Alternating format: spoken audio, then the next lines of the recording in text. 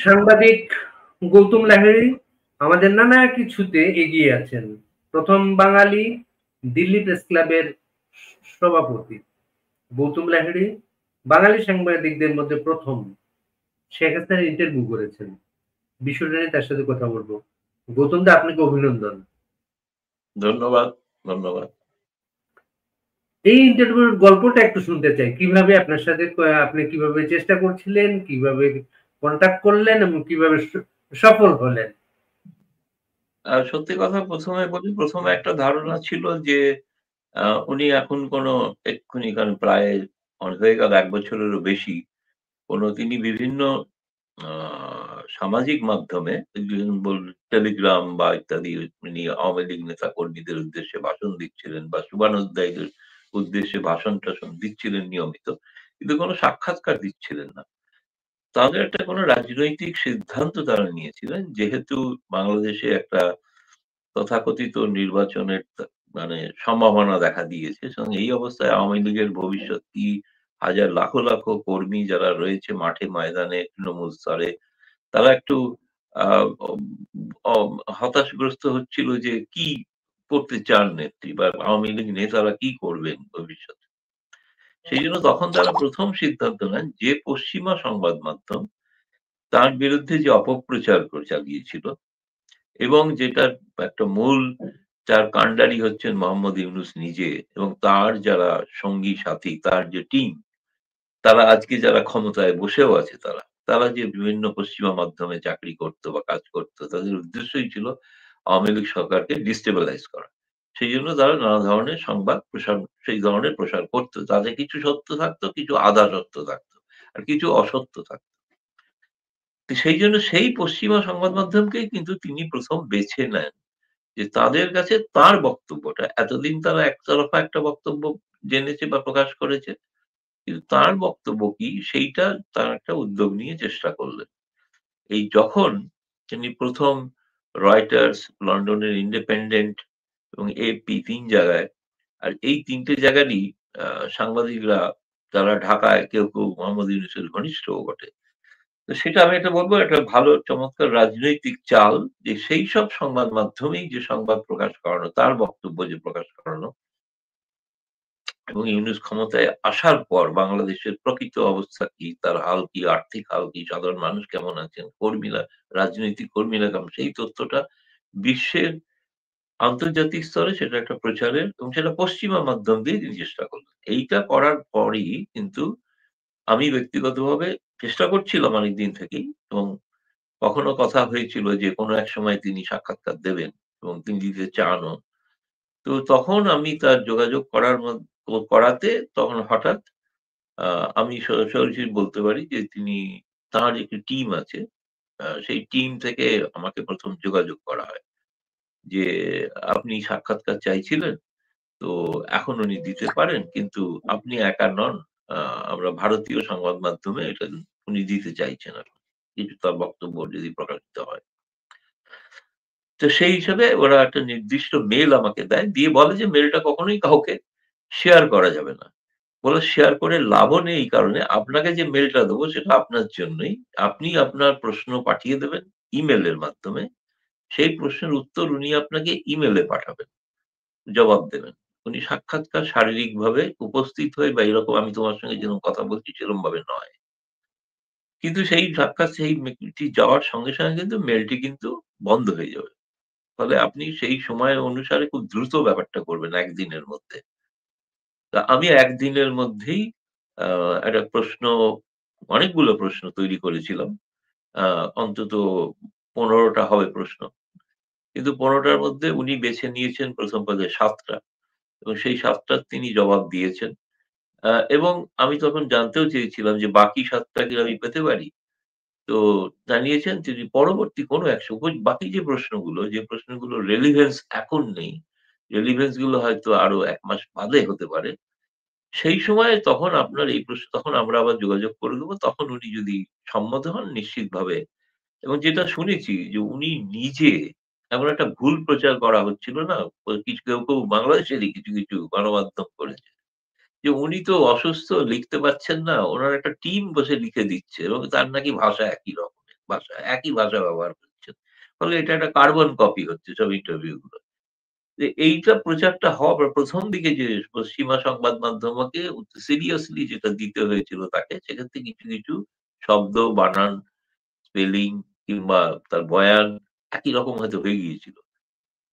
এইবারে তিনি সিদ্ধান্ত নিয়েছেন যে আবেদন করবে, আমার সঙ্গে পরে জানতে পারলাম আরো ২ টি ভারতীয় গণমাধ্যম এপ্লাই করেছিল। সেটা হচ্ছে হিন্দুস্তান টাইমস এবং দ্য হিন্দু।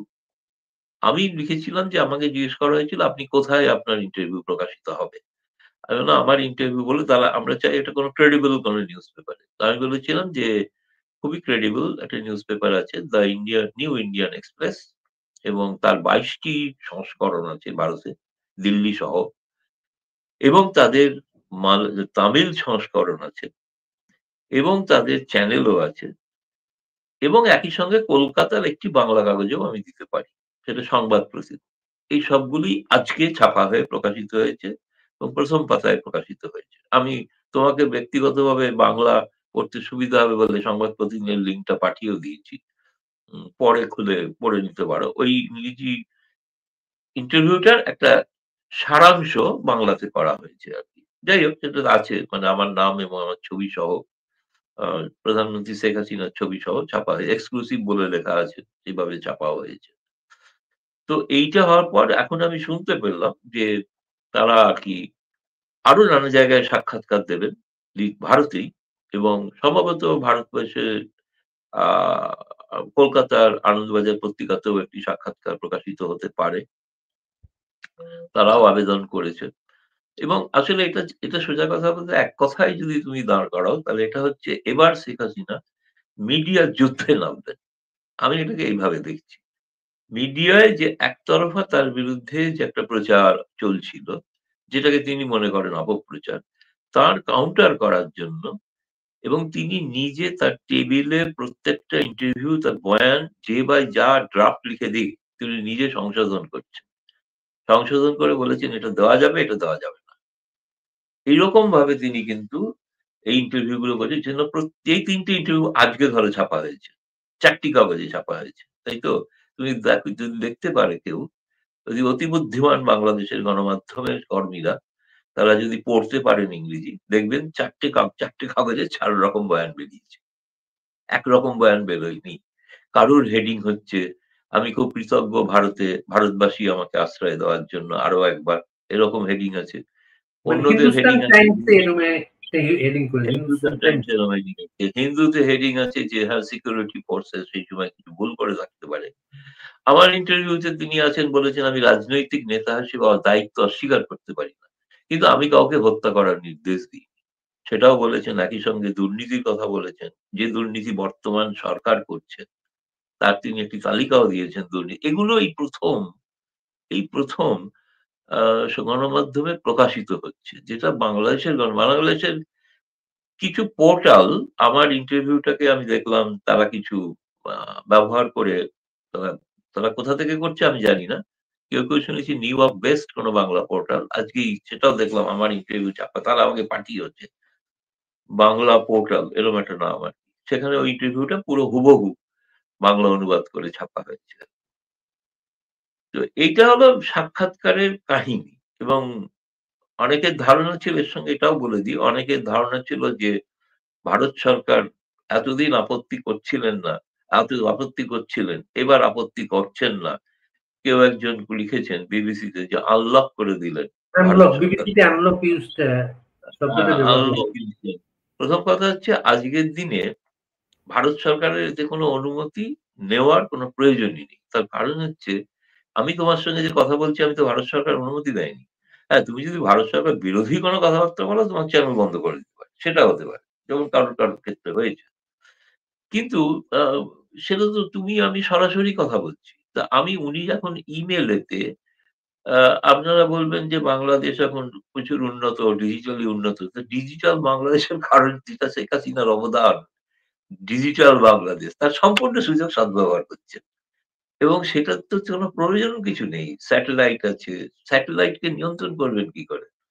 নিয়ন্ত্রণ করার কোনো উপায় নেই। এর জন্য এখন ভারত সরকার যদি মনে করে যে হ্যাঁ, তাকে যদি সরাসরি মৌখিকভাবে বলে যে আপনি এগুলো করবেন না, বন্ধ করুন। সেটা আমি বলতে পারি, সেটা তারা বলেনি। কারণ তারা জিজ্ঞেস করেছিলাম। তারা বলছে, "বলব কেন? তাকে তো এখানে বন্দী করে আমরা রাখিনি। তিনি তো বন্দী নন। তিনি একজন আশ্রিতা এবং আমাদের তিনি আশ্রিতা। তা আমরা যাকে আশ্রয় দিয়েছি তিনি করবেন না করবেন সেটা কি আমি যদি তোমার বাড়িতে যাই অতিথি হিসেবে, তো সেই অতিথি হিসেবে তুমি আমাকে বলে দেবে যে আপনি কিন্তু ওই ঘরের এপার থেকে ওপারে যেতে পারবেন না। আপনি শুধু এই ঘরের মধ্যে থাকবেন। কোন রাস্তার বাইরে যাবেন না।" এগুলো তো হতে পারে না। স্বাভাবিক কোন বুদ্ধি হলো না। আর যারা করে তারা হলো অস্বাভাবিক মানুষ তারা। যেমন বাংলাদেশের বহু মানুষকে কারাবন্দী, ঘরবন্দী করে রেখেছেন বর্তমান ইউনূস সরকার। আর অন্যকে ফ্যাসিস্ট দিচ্ছেন। ফ্যাসিস্ট বলতে যেটা বোঝায় তার হুবহু এক চমৎকার নমুনা এই মুহূর্তের বাংলাদেশ। এত সাংবাদিক জেলে, এত সচিব তারা কেউ জামিন পাচ্ছেন না। বিনা বিচারে আটক রাখাটাই ফ্যাসিজম। এইটা ওই ফ্যাসিজমের যদিও ফ্যাসিজম ইংরেজিতে লিখতে বললে অনেকে লিখতে পারবে না। মাঝখানে সি টা হয়তো বাদ দিয়ে যাবে। ওটা লিখতে পারবে না। তো এস হয়তো লিখে বসবে। মানে আমার দেখে মনে হয়েছে তাদের। ফলে কথায়, কথায় ফ্যাসিজম বলে যায়। ফ্যাসিজমের মানে যে নিজেরা প্রতিদিন যেটা পালন করছেন সেটাই যে ফ্যাসিজম সেটা বুঝতে পারছেন না। খুব দুর্ভাগ্যের বিষয়। হ্যাঁ, বলো হুজুর অনেকটা বললাম এই এবার তোমার ইন্টারভিউগুলোর আগে শেখ হাসিনার অবস্থান একরকম ছিল। বাংলাদেশের ইউনুস গভর্নমেন্ট বা তার প্রশাসন একতরফা বলে যাচ্ছিল শেখ হাসিনার বিরুদ্ধে। এই ইন্টারভিউ নতুন একটা পরিস্থিতি কি তৈরি করেছে আপনি মনে হয়?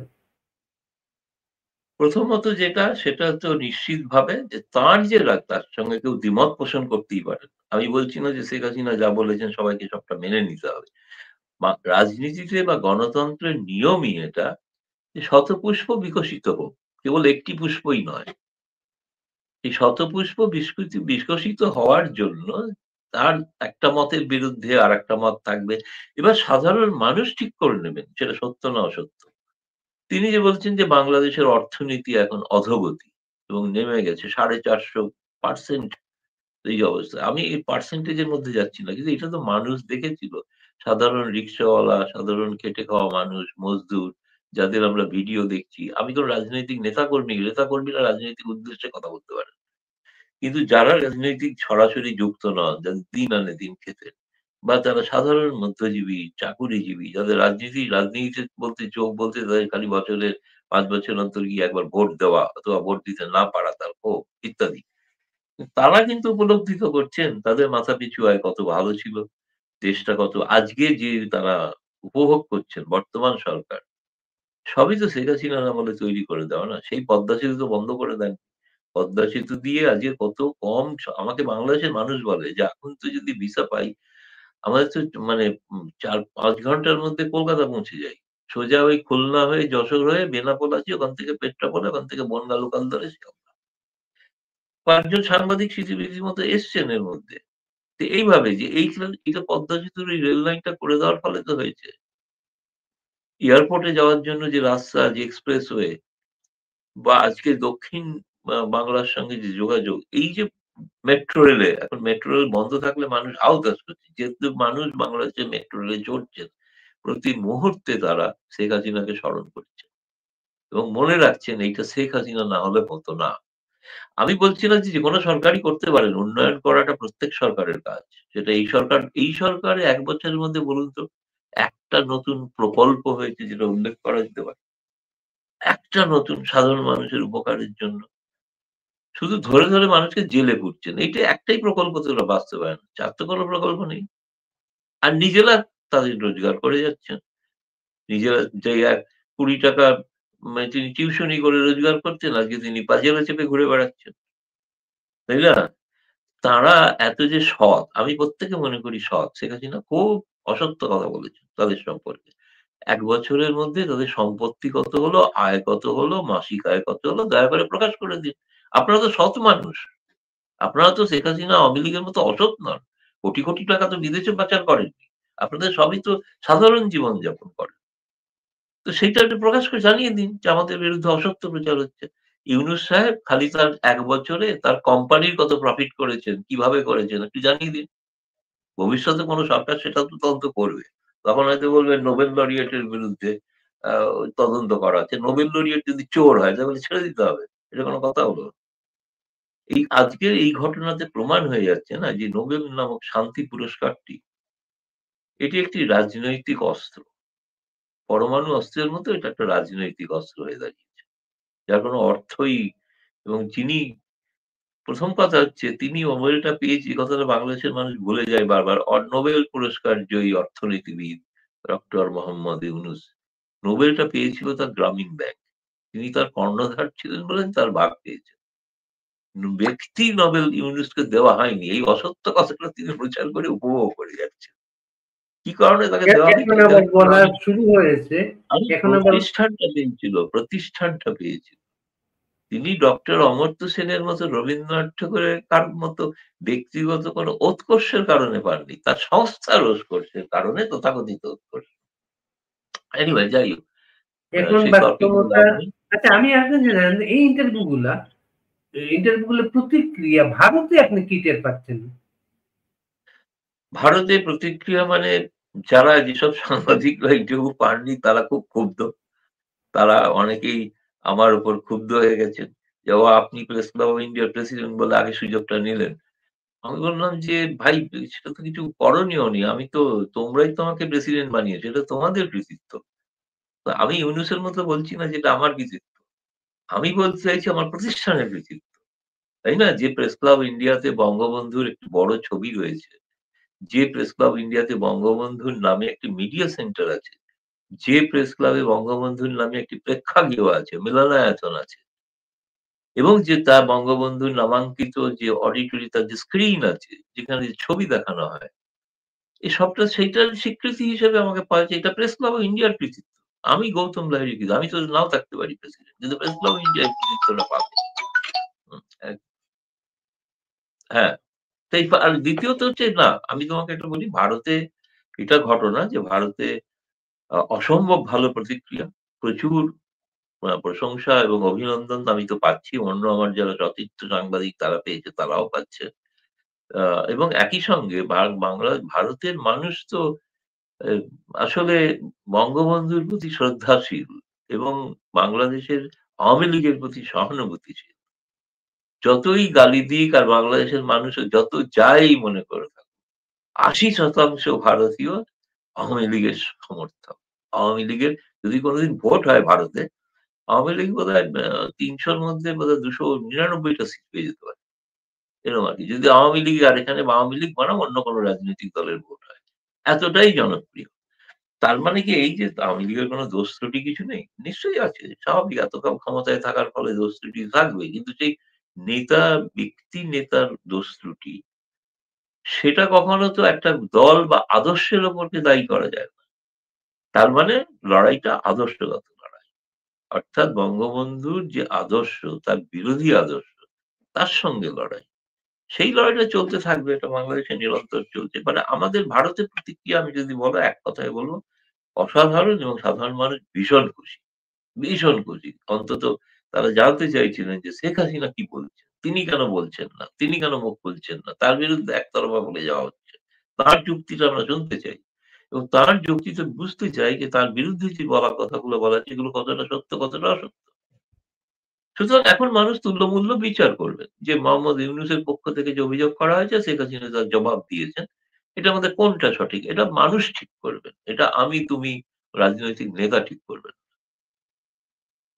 এই পরিস্থিতির কারণে ভারতে যেসব আওয়ামী লীগের নেতারা অং- অবস্থান করছেন, তাদের প্রায় সবার সাথে আপনার একটা ব্যক্তিগত সম্পর্ক আছে, যোগাযোগ আছে। এই ইন্টারভিউ গুলো তাদেরকে কতটা বুস্ট আপ করেছে? না নিশ্চিতভাবে তারা একটা মানে ১ম কথা বলছি যারা রাজনৈতিক নেতৃত্বে আছেন, তারা একটা রাজনৈতিক দিশা পেলেন এবং দিশাটা হচ্ছে যে কি এই ইন্টারভিউ গুলোর মধ্যে প্রচ্ছন্ন যেটা ইঙ্গিত আছে যেগুলো স্পষ্ট ভাষায় নেই, সেটা হচ্ছে আওয়ামী লীগ ভবিষ্যতে কি করতে চায়, তার নীতি কি, নির্বাচন সম্পর্কে তার ধারণা কি এবং নির্বাচনের সম্পর্কে আমার যেটা মনে হয় সবচেয়ে খুব ভালো বড় কথা যিনি বলেছেন সেটা হচ্ছে এই বয়কটের রাজনীতিটা গণতন্ত্রকে দুর্বল করছে এবং তিনি বয়কটে বিশ্বাস করেন না। হ্যাঁ, এটা ঠিকই নির্বাচনটা অবাধ, নিরপেক্ষ, শান্তিপূর্ণ হওয়া উচিত। কিন্তু এই নির্বাচনে আওয়ামী লীগ যে অংশগ্রহণ করতে চায় না বলে করতে দেওয়া হবে না, সেটা অন্য বিষয়। কিন্তু তিনি করতে চান। বিএনপি তো নির্বাচন নিজে থেকে বয়কট করেছিল। তাকে তো বারণ করেননি আওয়ামী লীগ যে আপনি বয়কট করুন। তিনি মনে করেছেন এই ব্যবস্থায় নির্বাচন করা যাবে না, তাই তারা বয়কট করেছিলেন। তো এখন তাদের একটা সুবর্ণ সুযোগ এসছে। তারা দয়া করে নির্বাচনটা করুন। করে নিজেরা ক্ষমতা থাকে জিতুন। দরকার হলে আওয়ামী লীগকে হারিয়ে জিতুন। কারণ আওয়ামী লীগকে তো মানুষ পছন্দ করে না। দুর্নীতিগ্রস্ত দল। তাই না? Coat unquote. এবং ভীষণ তারা অত্যাচার করেছে। গুম খুনের আজ পর্যন্ত একটা কোন তালিকা দিতে পারলেন না। আর যাদের তালিকা দিয়েছেন অনেকে তারা বেঁচে ফিরে এসে বলছে, "আমি তো বেঁচে আছি। মরে যাইনি।" কিন্তু বাংলাদেশের কাগজেই বেরোচ্ছে। তাই না? তো সুতরাং আমার মনে হয় তাদের কাছে নিঃসন্দেহে এটা একটা খুবই উৎসাহব্যঞ্জক একটা ঘটনা হয়েছে। অন্তত তারা যে নেত্রীর কাছ থেকে যেটা আশা করছিলেন, সেটা পেয়ে তারা একটা রাজনৈতিক দিশা অন্তত পেলেন। এরপরে ভবিষ্যৎ রণনীতি আরো আমি যদি শেখ হাসিনার সাক্ষাৎকার তো এখন শেষ হয়ে যায়নি। আমাকে দিয়েই তো শেষ হয়ে যায়নি।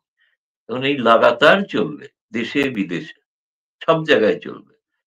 জাপানে দেবেন, অস্ট্রেলিয়াতে দেবেন, আমেরিকাতে দেবেন।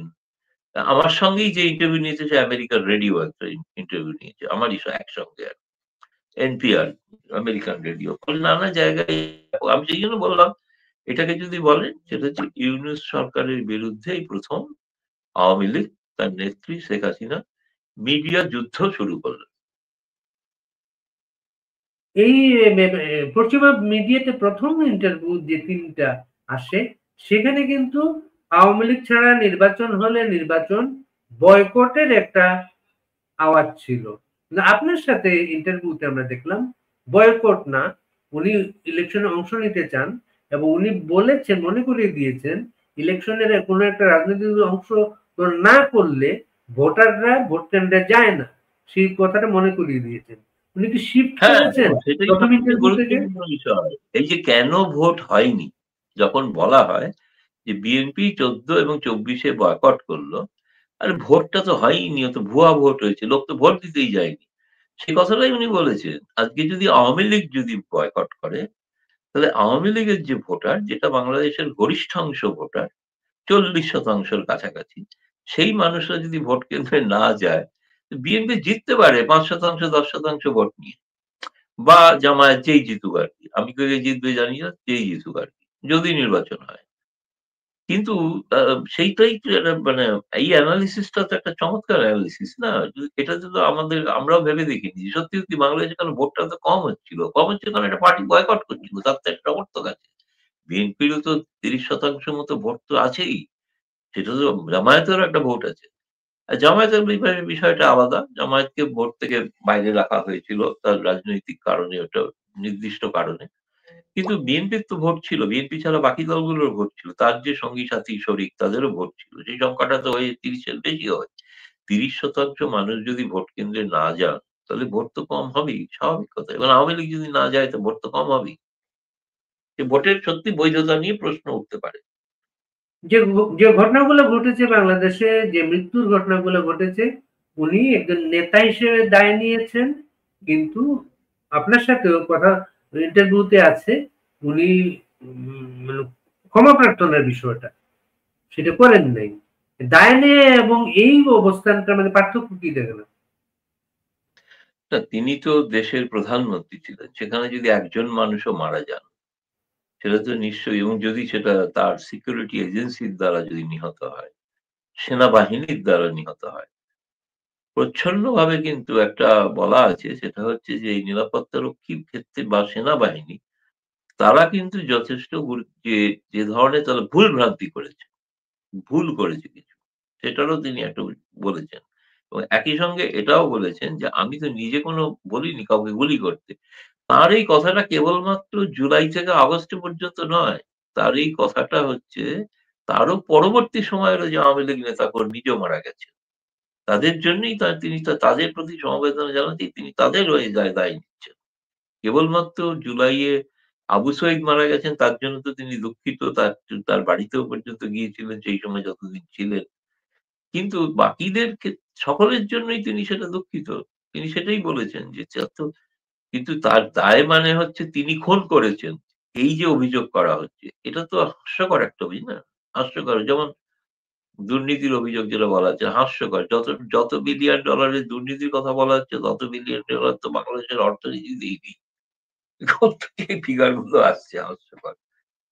অথচ তার ক্ষেত্রে যে অভিযোগগুলো করা হয়েছে, হাসিনা করেছেন, সেগুলো প্রত্যেকটা তো বাস্তবসম্মত বাংলাদেশের আর্থিক প্রতিষ্ঠান থেকে জানা তথ্যের ভিত্তিতে।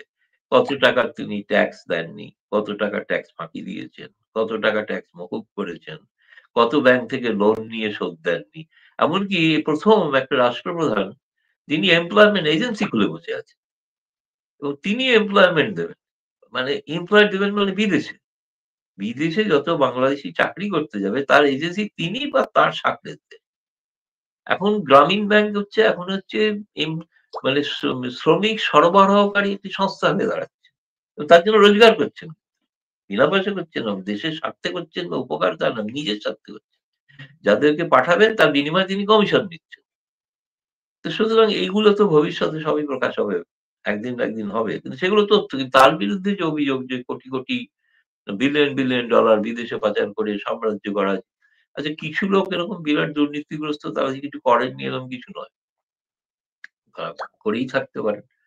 কিন্তু তিনি সেটা গোটা ক্ষমতায় যাওয়ার পরে গোটা দায়টা তার উপর চাপিয়ে দেওয়াটা তো ঠিক নয় না? তিনি বলতে পারেন যে আপনি এদের বিরুদ্ধে ব্যবস্থা নিন, যারা দুর্নীতিগ্রস্ত করেছিল। সেটা তিনি না নিলে তখন সেটা নিঃসন্দেহে সেটাকে নিয়ে সমালোচনা করা যেতে পারে। তিনি ক্ষমতায় যাওয়ার পরে বাইরে যেটা প্রকাশ হয়ে গেছে আর জিনিসটা, তিনি যে ৩-০ তত্ত্বের প্রচারক, সেই ৩-০ তার দেশেই অন্তঃসার শূন্য। তার দেশে তার নেতৃত্বে বেকারত্ব বেড়েছে, তার নেতৃত্বে পরিবেশগত সমস্যা বেড়েছে, নানা সমস্যা বেড়েছে সেটা। কিন্তু গৌতম নাহারি আরেকটা বিষয় আমরা একটু জানতে চাই আপনার কাছে যে এই ইন্টারভিউ গুলা না এখন এই সময় বাংলাদেশে বিশেষ একটা পরিস্থিতি চলছে 13 নভেম্বর একটা তারিখ ঘোষণা করা হবে যে তারিখে ঘোষণা করা হবে কবে তার ফাঁসির রায় প্রকাশ করা হবে সেই মুহূর্তে উনি ডেম কেয়ার উনি সারা পৃথিবীর মিডিয়াকে ইন্টারভিউ দেয়া নিয়ে ব্যস্ত এই বিষয়টাকে আপনি কিভাবে দেখেন? না ১ম কথা হচ্ছে যে আ ইন্টারন্যাশনাল মানে আন্তর্জাতিক অপরাধ ট্রাইব্যুনাল যেটা সেটা হয় যুদ্ধ অপরাধ। সেটা ফৌজদারি অপরাধের জন্য ইন্টারন্যাশনাল ক্রাইম ট্রাইব্যুনাল। কোন দেশের কেউ ফৌজদারি আদালত আছে সেখানে তার বিচার হতে পারে। ইন্টারন্যাশনাল ক্রাইম ট্রাইব্যুনালে যিনি যুদ্ধই করেননি মানুষের সঙ্গে, অথচ ৭১ এ তো মানুষের বিরুদ্ধে যারা যুদ্ধ করেছিল তাদের বিরুদ্ধে বিচার হয়েছে না? বা অসমাপ্ত মুক্তিযুদ্ধের অসমাপ্ত কাজ সম্পন্ন হচ্ছিল। যুদ্ধের অসমাপ্ত কাজ। কিন্তু এখানে তো যুদ্ধটা কোথায়? যুদ্ধ তো কিছু নেই। আচ্ছা আমি মেনে নিচ্ছি তার অনেক অপরাধ হয়েছে। সেই অপরাধগুলো ফৌজদারি আদালতে করবেন। তার জন্য ইন্টারন্যাশনাল ক্রাইম ট্রাইব্যুনাল কেন? আর ইন্টারন্যাশনাল ক্রাইম ট্রাইব্যুনালে তিনি যদি সে যাই এটাও একটা আমার মনে হয় ইন্টারভিউটা দিয়ে একটা চাপ, মানসিক চাপ ইউনুসের উপর তৈরি হচ্ছে। এই ১ম একজন শান্তি পুরস্কারের নোবেল জয়ী কাউকে ফাঁসি দেবেন। তবে নোবেল শান্তি পুরস্কারটা কি থাকবে আর? তার যথার্থতা, নৈতিকতা কি জবাব দেবেন গোটা আন্তর্জাতিক দুনিয়াকে? আমি শান্তির জন্য নোবেল পেয়েছি না, আর আমি ফাঁসির আদেশ দিই। এই বৈপরীত্যটাই শেখ হাসিনা তুলে ধরছেন ইন্টারভিউ দিয়ে এবং শেখ হাসিনা সেই জন্য এই সমস্ত জায়গায় তিনি যে বলতে চাইছেন যে অপরাধগুলোর কথাগুলো বলা হচ্ছে অপরাধগুলো কোন অপরাধী নয় সেগুলো হাস্যকর অভিযোগ সেগুলো নয় খণ্ডন করছেন। সেগুলো নয় বিচার সাপেক্ষ ঠিক আছে মানছি। কিন্তু আন্তর্জাতিক অপরাধ ট্রাইব্যুনালে একজন নোবেল শান্তি পুরস্কার জয়ী তিনি দেশে তার বিরোধী নেত্রী তাকে ফাঁসি দেবেন। এর চেয়ে জঘন্যতম অশান্তির কাজ, অশান্তির জন্য যদি কোন নোবেল পুরস্কার দেওয়া হয়ে থাকে এবং আমার ধারণা ১৩ নভেম্বরের পরে সুইডেনের নোবেল কমিটি বা নতুন ঘোষণা করবে এবার অশান্তি তৈরি করার জন্য একজন নোবেল দেওয়া হবে। আমার মনে হয় না এত সাহস আছে ইউনূস সরকারের। মনে হয় না আমার। এটা ভয় দেখানো হচ্ছে। ১৩ তারিখে যেটা হবে একটা রায় হতে পারে। রায়টা রায় দেওয়া তাকে দোষী সাব্যস্ত করে একটা বলা হবে বাকি কারাদণ্ডটা বা বাকি শাস্তিটা পরে ঘোষণা করা হবে। ১ম এ হবে তার বিরুদ্ধে অপরাধ সব প্রমাণিত হয়ে গেল। এইটুকু হবে। এই বিষয়ে সন্দেহ ইউনূস আমার মানে নিজেও ভাবছেন যে আমি নোবেল শান্তি পুরস্কারে সুইডেনে আর নোবেলের ওই বাড়িতে উনি আর ঢুকতে পারবেন? যেতে পারবেন? এতদিন তো শুনেছি ইউরোপ আর আমেরিকায় উনাকে পচা ডিম ছুড়ছিল। এবার তো পচা টমেটো থেকে শুরু করে যাবতীয় মানে কি করবে আমি জানি না। মানে আমাদের দেশে এরকম কোনো ঘটনা ঘটলে আমাদের নোবেল জয়ী যদি এরকম কোনো কাণ্ড করেন, ডক্টর অমর্ত্য সেন, কি অভিজিৎ বিনায়ক বন্দ্যোপাধ্যায় কিংবা ধরুন এখন রবীন্দ্রনাথ বেশি যারা বেঁচে আছেন তারা যদি এমন কাজ করে, তাদের তো এখানে জুতোর মালা পরাতো লোকে। তাই না? পচা ডিম-ফিম ছুঁড়ে কষ্ট করে খাচ্ছে না। এখন জুতো জমিয়ে রাখবে। ওই নোবেলের ওই বাড়ির কাছে আমি বলছি তার ওইখানে ২ দিন যাওয়াটা তিনি আর যেতে পারবেন না। অসম্ভব হয়ে যাবে আমরা তার। শেষ করব গৌতম লাহিড়ী। আমরা হ্যাঁ, আরেকটা অনুরোধ করি, যেটা বলা সম্ভব কিনা, শেখ হাসিনা যে প্রশ্নগুলোর জবাব দেন নাই সেই প্রশ্নগুলো কি ছিল? এই না সেটা তো বলাটা হবে না। কারণ ভবিষ্যতে তুমি যদি আমার সিক্রেটসটা নিয়ে নাও, সেইজন্য আমি ওটা বলব না। তুমি যা এতক্ষণ আলোচনা করেছো তার অনেক ভিত্তিতেই সেরকম অনেক অনেক প্রশ্ন আছে। তুমি অনেক অনেক প্রশ্ন করে ধন্যবাদ। ফেলেছো আমাকে। সেই প্রশ্নগুলোই আছে তার মধ্যে। অনেক ধন্যবাদ। অনেক ধন্যবাদ গৌতম লাহিড়ী। আপনি ভালো থাকবেন।